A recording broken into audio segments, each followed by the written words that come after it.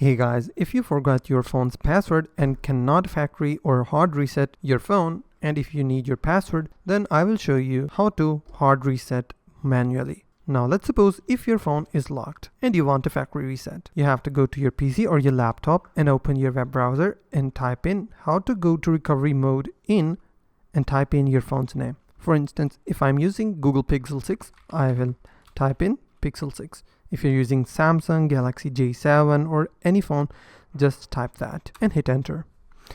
Now, you will be able to see some tutorials or some blogs which will teach you how to enter your phone into recovery mode. For my Pixel 6, I have to turn off my phone, then hold power plus volume down button until the fast boot menu appears. Then I have to use the volume buttons to select recovery mode. Now I can do the same for Samsung A32. You only have to press and hold the volume up button and power button only. Once you go to the recovery mode, you will see this kind of interface. You can use your volume up and down button to navigate through the options and select wipe data factory reset.